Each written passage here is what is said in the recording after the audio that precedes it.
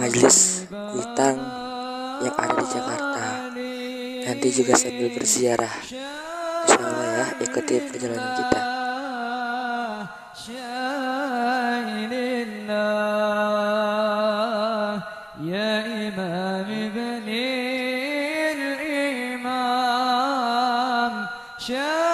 Ya, jadi kita mau pergi ke Kuitang, majelis taklim yang ada di Kuitang. Jadi kita sambil nanti ziarah, insya Allah ya. Doain biar selamat. Ini sama temen berdua, namanya apa? Ya,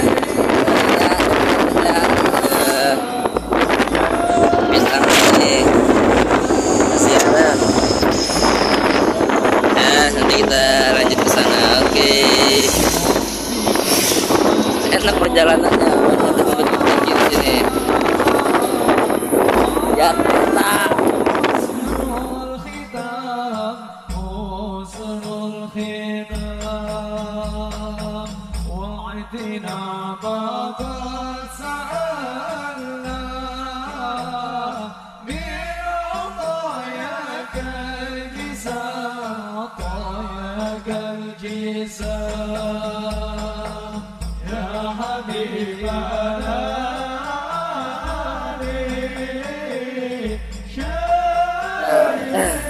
Alhamdulillah, ini kita udah sampai Kuitang. Nah, sana mana tempat ngajinya? Assalamualaikum warahmatullahi wabarakatuh. Bismillahirrahmanirrahim. Yang kita ngaji dulu.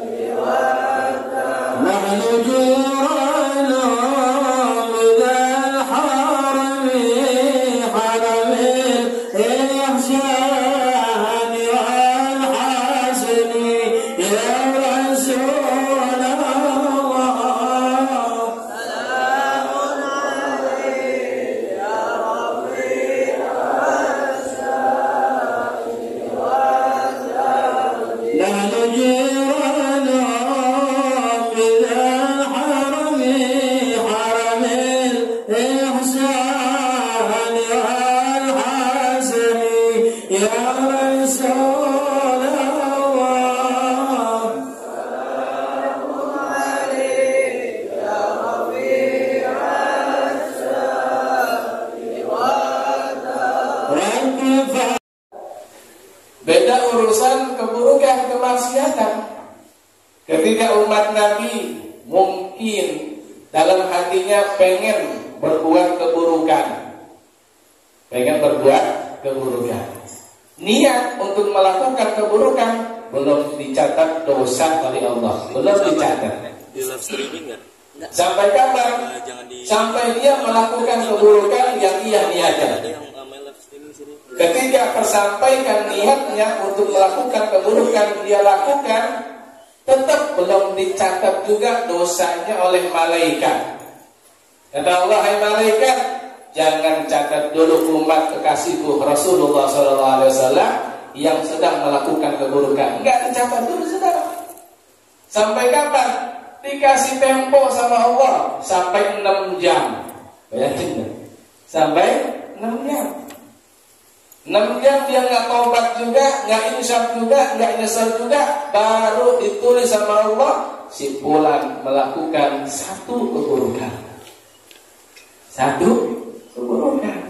Tapi kalau kebaikan ketika dilakukan langsung ditulis 10 kebaikan sampai 700 kebaikan. Inilah salah satu doanya Nabi Muhammad Sallallahu Alaihi. Oleh karenanya bersyukur kita dijadikan oleh Allah Subhanahu wa taala sebagai umatnya Nabi Muhammad sallallahu alaihi wasallam. Mudah-mudahan dengan kita sering mendengar sejarah kehidupan beliau, mudah-mudahan bertambah cinta kita kepada Rasulullah sallallahu alaihi wasallam. Kita lanjut dalam kajian sejarah Khulasah Nurul Yaqin. Dikatakan oleh beliau, "Hinama qarabal arba'ina min amrihi ahabbal ibti'ada 'anil nasi wal ibadah." Ketika baginda Rasul sallallahu alaihi wasallam. Bu, Pak, kalau disebut nama Nabi, ojo meneng bae. Jangan diem aja, ucapin Allahumma shalli wa sallim. Ini kan yang kita baca sejarah Nabi Muhammad, bukan orang biasa. Setiap disebut nama Nabi langsung buru-buru Allahumma shalli wa sallim alaihi. Tapi yang jelas Allahu alaihi. Ada begitu? Yang jelas sebutnya Allahumma shalli wa sallim alaihi. Ketika Nabi sallallahu alaihi wasallam baru dikit kurang. Ketika Nabi sallallahu alaihi wasallam cakep begitu. Ketika usia beliau 40 tahun, mendekati usia 40 tahun. Apa yang dilakukan oleh beliau yang menjadi contoh dan pelajaran buat para sahabatnya dan umatnya sampai hari kiamat. Ini contoh buat kita yang dilakukan Nabi ketika menjelang usia 40 tahun. Ahabbal ibti'ad 'anil nas. Beliau ini punya kebiasaan baik, karakter yang baik, akhlak yang baik. Ketika menjelang usia 40 tahun, bukan lagi yang dikejar urusan dunia, tapi ibti'ad 'anil nas, justru makin menjauh daripada kehidupan dan keramaian serta kesibukan manusia di kota Mekah. Tuh, Nabi tuh nyontohin buat kita. Bagi para pemuda yang sudah menjelang usia 40 tahun, ayo kudu punya persiapan yang matang. Di antaranya tadi niat untuk mau merubah diri dari kekurangan ibadah untuk bisa menyempurnakan ibadahnya seperti yang dicontohkan oleh Nabi Rasulullah sallallahu alaihi wasallam. Ketika usia 40 tahun sudah mulai untuk beliau mengasingkan dirinya, menyendirikan dirinya dari kehidupan manusia di kota Mekah untuk beribadah kepada Allah Subhanahu wa ta'ala. Wa qad ikhtara li ibadatihi ghara Hira wa huwa jabalun ala tariqi Makkah. Ketika beliau ingin mengasingkan dirinya dari kehidupan manusia, beliau memilih tempat yang bernama Gua Hira. Dikatakan Gua Hira jabalun tariqu ila Makkah, yaitu satu bukit yang berada di posisi arah Mekah. Kenapa? Karena di situ beliau bisa memandang Masjidil Haram, memandang Ka'bah Al-Musyarrafah dari ujung bukit dalam keadaan beribadah kepada Allah Subhanahu wa ta'ala. Beliau wa kana yakhudhu ma'ahu zadahu.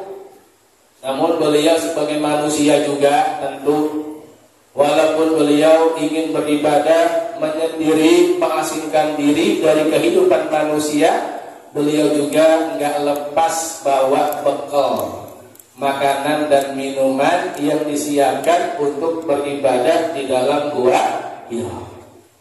Tetap beliau punya ikhtiar untuk makan, untuk minum. Jadi beliau bawa bekal. Ya. Bekalnya karena niat yang luar biasa kepada Allah Subhanahu wa ta'ala. Macam kita sekarang, kita dari rumah ke majelis kita kan bawa bekal. Apa bekal kita? Apa itu kendaraan, apa itu duit, apa itu ATM, apa itu makanan, minuman. Buat apa? Buat kita biar lebih khusyuk ngajinya, betul? Jadi penting juga bekal. Nabi begitu juga ketika Gua Hira, beliau pun bawa bekal. Ya. Wa kana yakhudhu ma'ahu zadahu. Wa idza faraqa ila zawjatihi raja'a ila zawjatihi as-sayyidah Khadijah.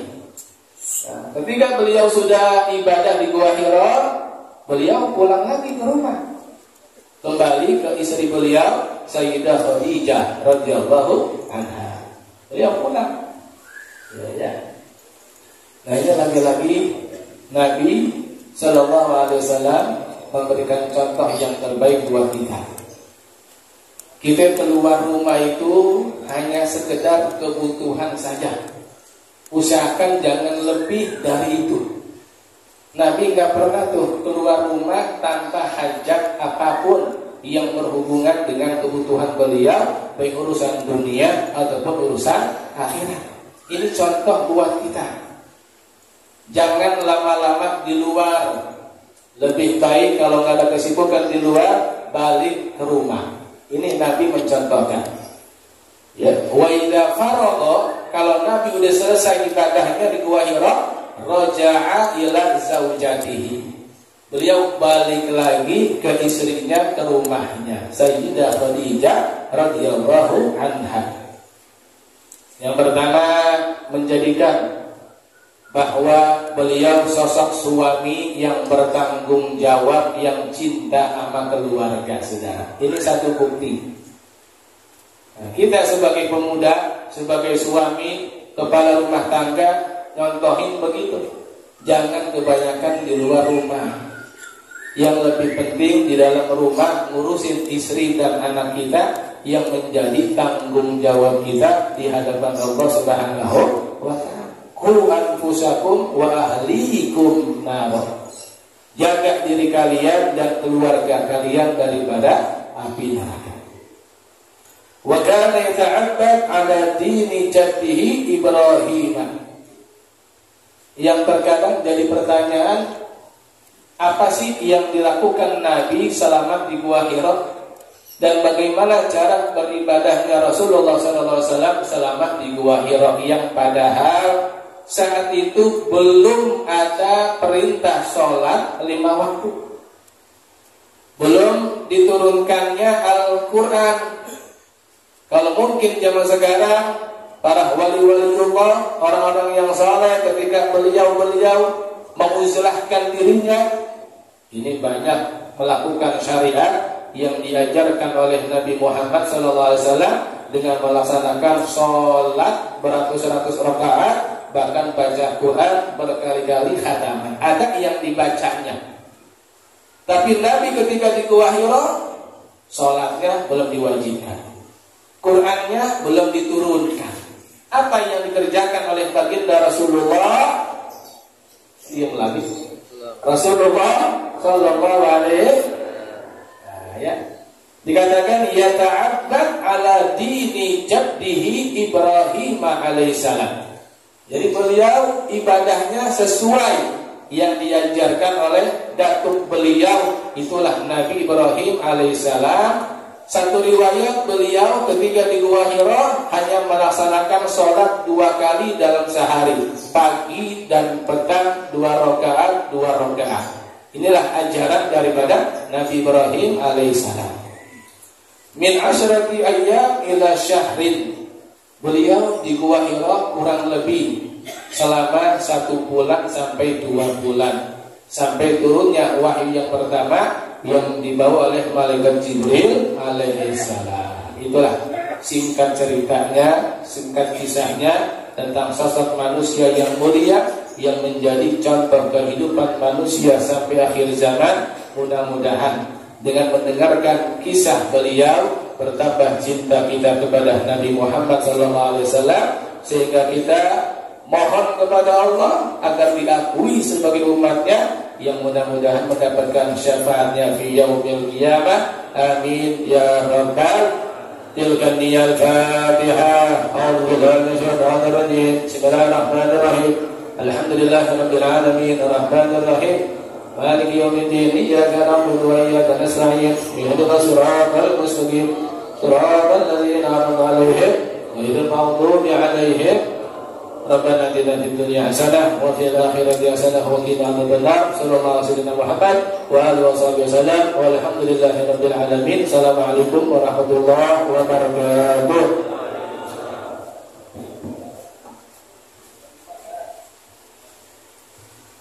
سلام الله على ياسين حبيب الله صلاة الله.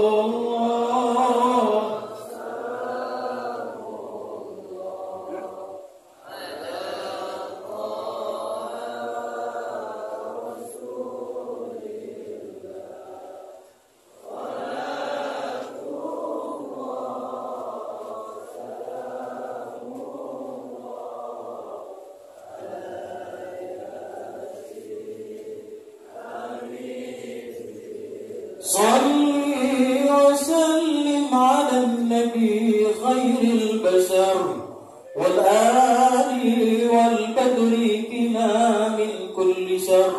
اللهم لا تؤاخذنا بالجريرة واصلح لنا العلانية والسريرة واجعلنا ممن يدعو إليك على بصيرة. وصلى الله على سيدنا محمد وعلى آله وصحبه وسلم والحمد لله رب العالمين. إن الله وملائكته يصلون على النبي يا أيها الذين آمنوا صلوا عليه وسلموا تسليما. اللهم صل.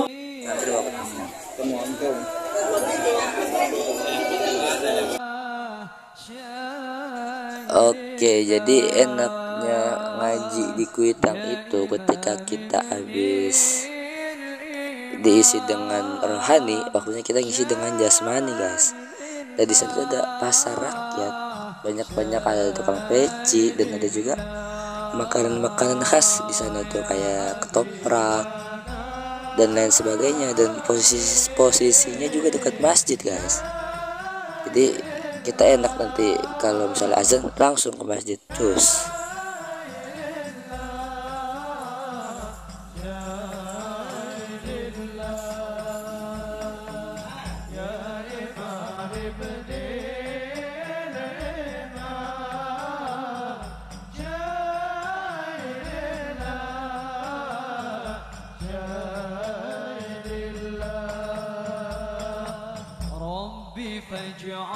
Kita udah dari majlis, ini kita mau balik ya. Mau balik. Kita tadi udah dari pasar-pasar itu tuh yang tadi. Dan kita ini mau ke Tangerang lagi. Ya, udah beli peci tadi, alhamdulillah. Ya, doain teman-teman biar selamat. Ayo kita berangkat balik. Ini Kali Ciliwung kayaknya tuh. Ah, udah kelihatan. Ya, berangkat. Tapi ada namanya sih Kali Ciliwung. Oke, next. Ini yang menuju Kuitang nih teman-teman nih. Iya. Iya, oke, kita berangkat dulu, kita pulang. Bismillahirrahmanirrahim.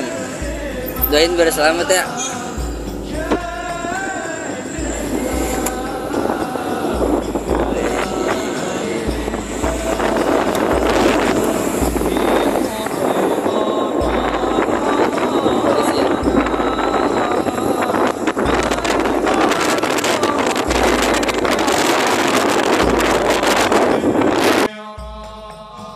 Jadi seperti itulah teman-teman semua perjalanan ketika ziarah di Kuitang. Semoga manfaat dan semoga membawa berkah untuk kita semua. Next.